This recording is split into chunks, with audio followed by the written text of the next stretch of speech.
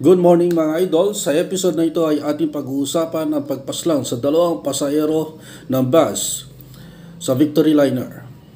Dalawang armadong kalalakihan na hindi pa nakilalang suspek na bumaril at pumatay sa dalawang pasahero sa loob ng bus sa Nueva Ecija noong Miyerkules, November 15. Alinsunod sa initial incident report ni Police Colonel Jean Fajardo ng PNP Public Affairs Office Chief, ay ang lalaki at ang babae na biktima na nakita na kumakalat na video na nakaupo sa harapan ng bus sa oras na 12:50 PM ay walang awang pinagbabaril ng malapitan sa loob ng Victory Liner bus with plate number CAY 3363.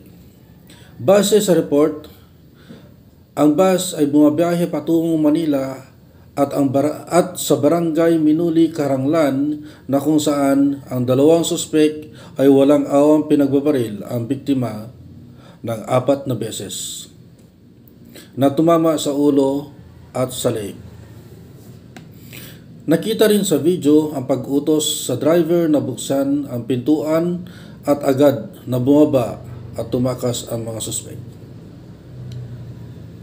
Napuruhan ang dalawang pasahero na kinilalang si Gloria Mendoza Quiliano, 60 years old, nakatira sa Santa Lucia, Kawayan, Isabela, at si Arman Bautista, 55 years old, Tubong, Coronadal City, South Cotabato, na umano'y ka-live-in partner.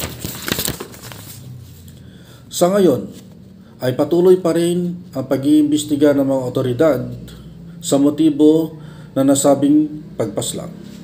Ang dalawang suspek ay sumakay sa Biyumbong Nueva Vizcaya at pumara naman sila sa barangay Minuli, Caranglan, at doon na nga sinagawa ang nasabing krimen. Samot-sari naman sa palaisipan ng mga netizen ang dahilan ng pagpaslang sa dalawa.